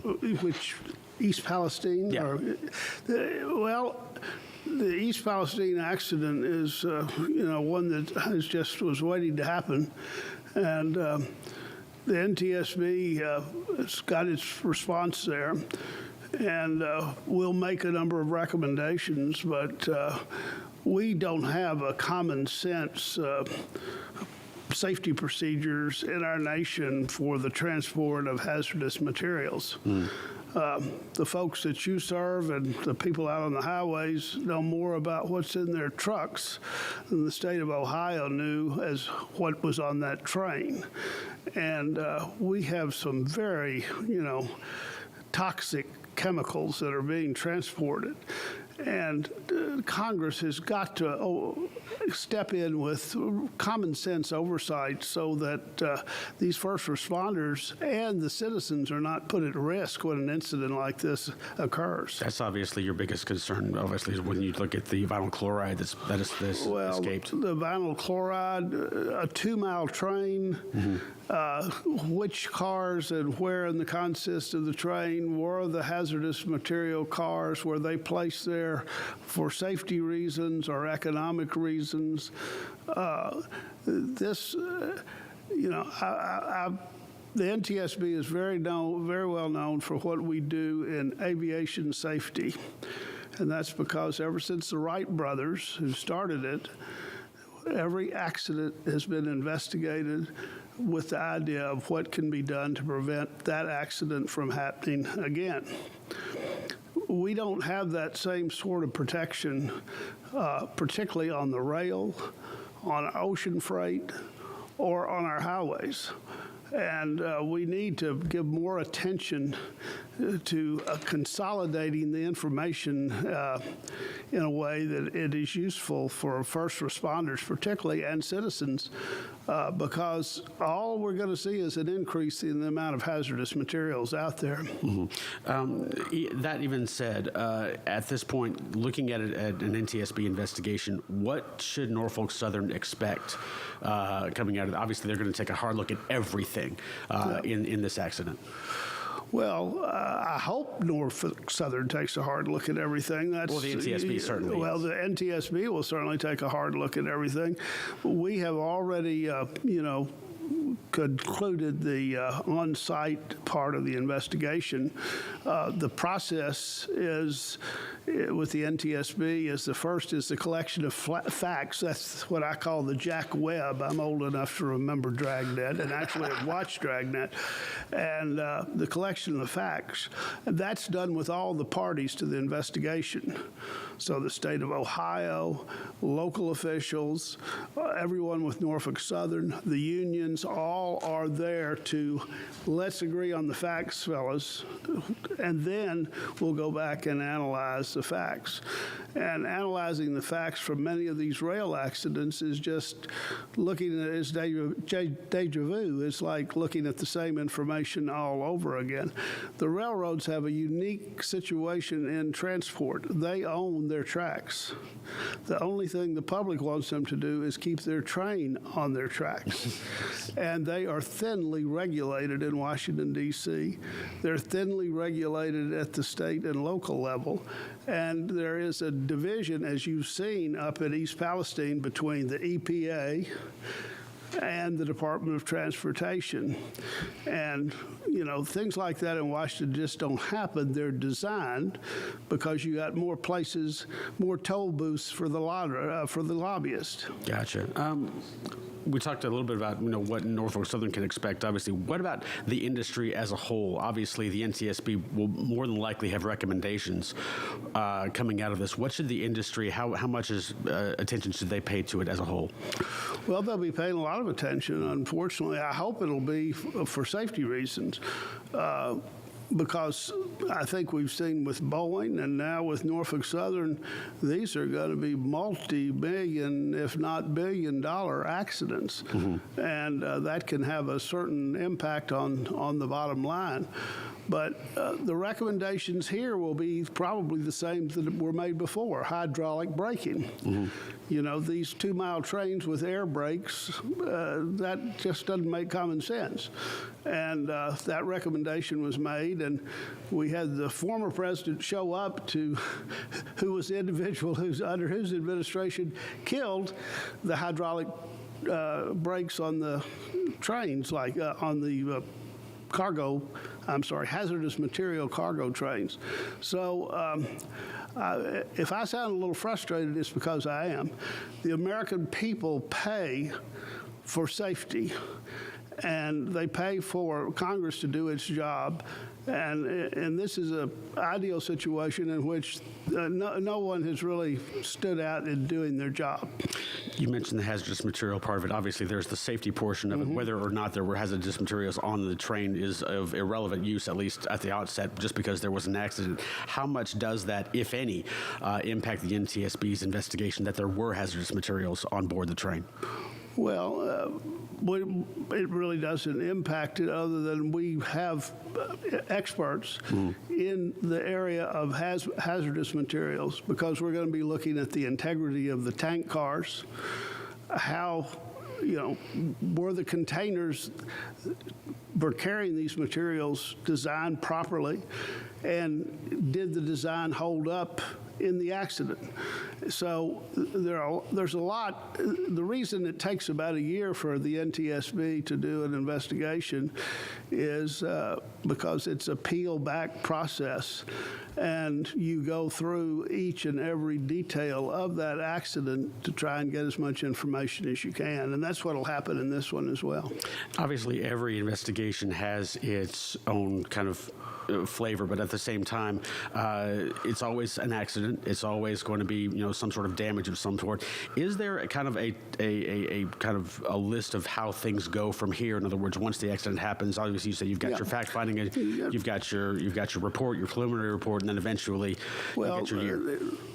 The fact-finding process, and then you have the evaluation, and the NTSB experts will evaluate the facts. Now, under our rules, Norfolk Southern or any other party to the investigation can do their own evaluation and write a report. Those reports then go to the independent board. That's what I chaired during the Clinton administration.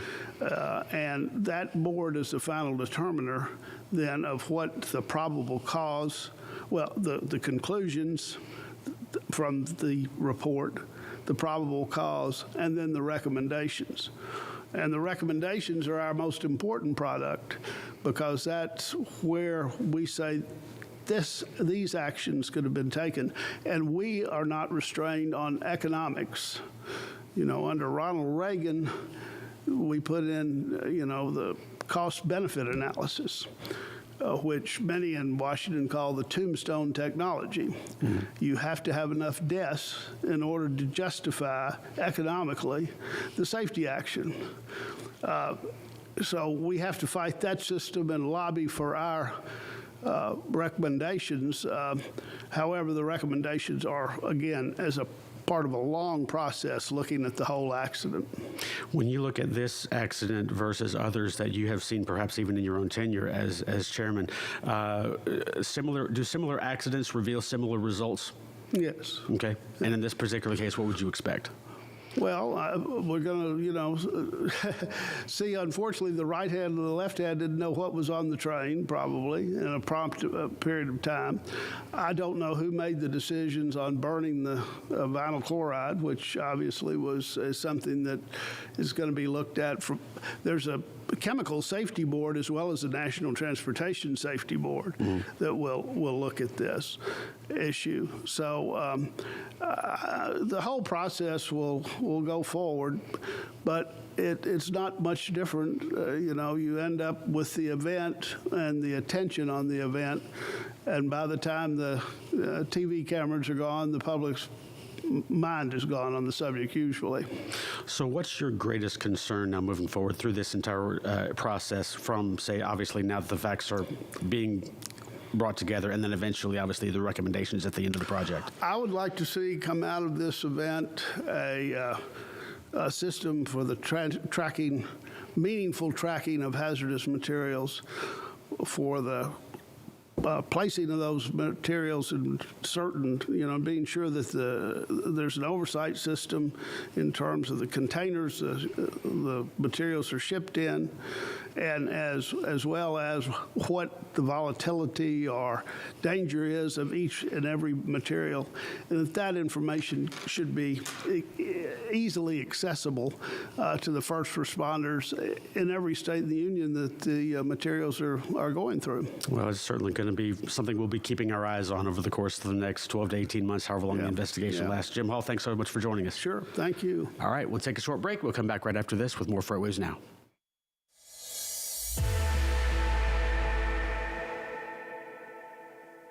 Do you want to watch the weirdest show in freight?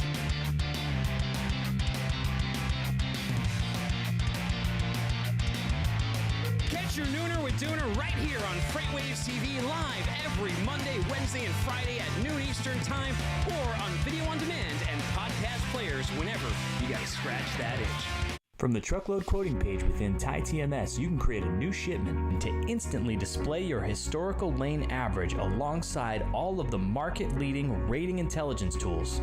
In just a few clicks, you can adjust the quote, add your margin, select your quote response template, and email an official quote right off to the customer from the same page.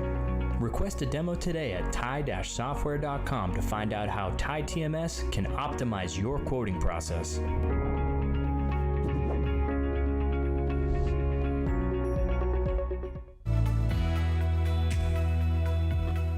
And welcome back. Time for your final check of top stories this morning on FreightWaves.com. 5 people, including 2 UPS employees, have been arrested on charges of possession and intention to distribute cocaine using the company's packages. Orlando Almanza and Fidencio Salinas, both worked for UPS, were scheduled to appear in court yesterday morning. According to the indictment, the 5 individuals knowingly conspired to transport cocaine through packages using fraudulent labels made for those packages. About 60 kilograms of cocaine was seized from one of the men's houses, with all 5 facing life in prison if convicted. Amazon has expanded its same-day delivery offerings, expanding the ultra-fast delivery facilities up to as many as 150 over the next few years. It also announced a new initiative designed to support its drivers with a $200 million investment in safety technology for its transportation network, including automatic braking and in-vehicle cameras. The expansion of the delivery hubs will build facilities much smaller than the normal fulfillment centers, built simply for prepping orders instead of storing inventory. 45 hubs have been opened since 2019. And Railroad BNSF has seen a slip in operating income, according to its fourth quarter results reported yesterday. The operating income came in at $2.1 billion, down 15% year over year, even as Q4 revenue rose 5% year over year to nearly $6.6 billion. Freight revenues grew to $6.2 billion, with the revenue per carload up 16.8%. However, total volumes declined 9% in the quarter, mimicking the rest of the markets. Industrial product volumes were down 11% due to a decrease in petroleum-related shipments, and agricultural shipments were down 4%. And you can find these stories and more up on FreightWaves.com and our FreightWaves app. Give us a like and subscribe if you're watching us on YouTube, and a follow on social media to stay updated. Head on over to tv.freightwaves.com for everything else. Right now, we're going to head things back over to Tony and Donnie for one last carrier update.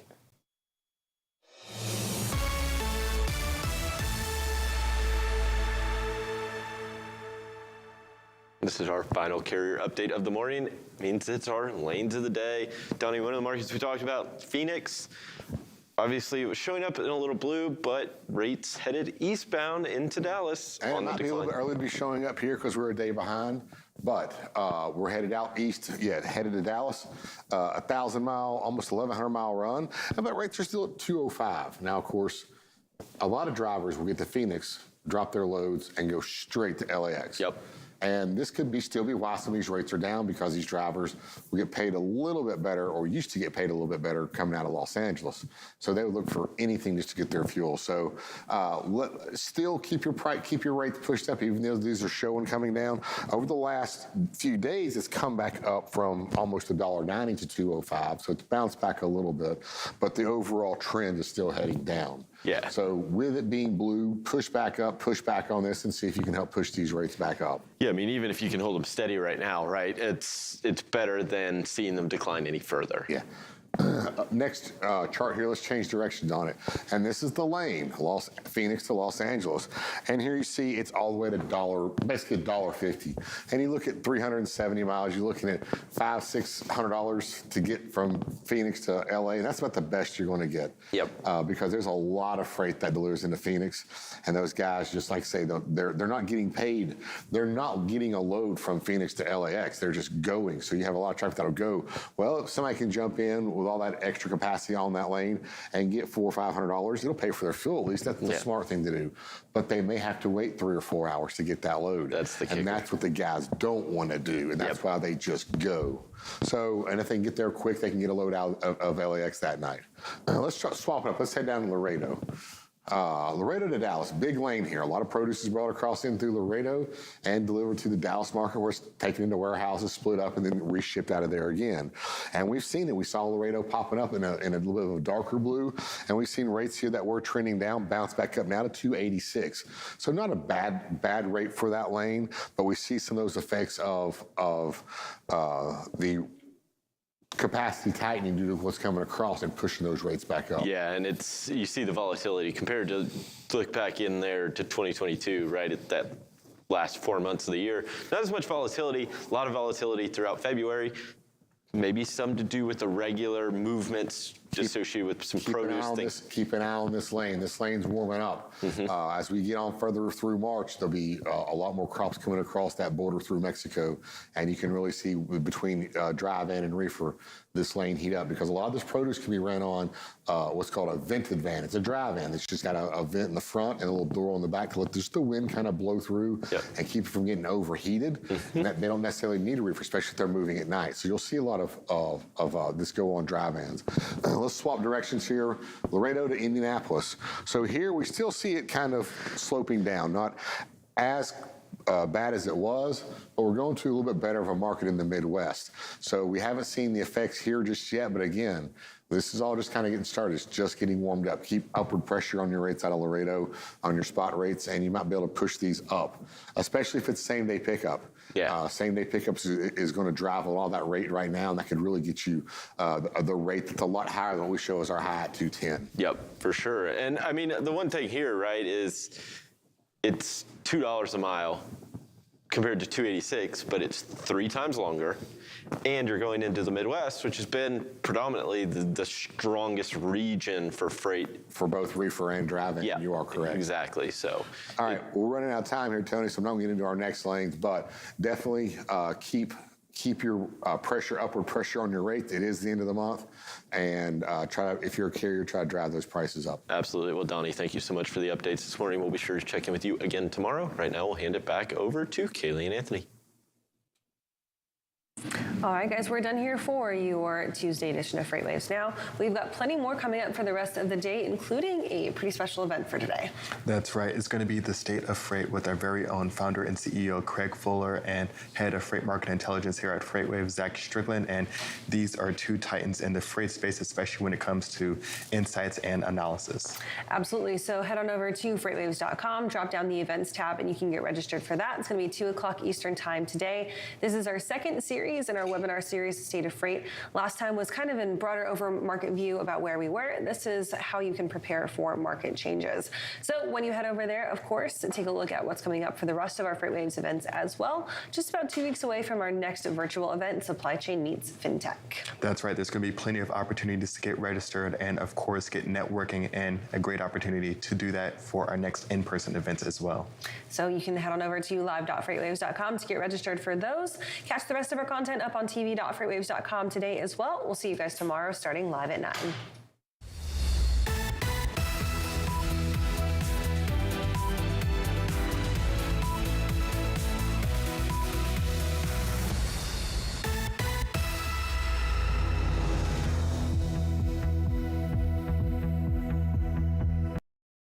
FreightWaves is the #1 source for transportation and logistics news.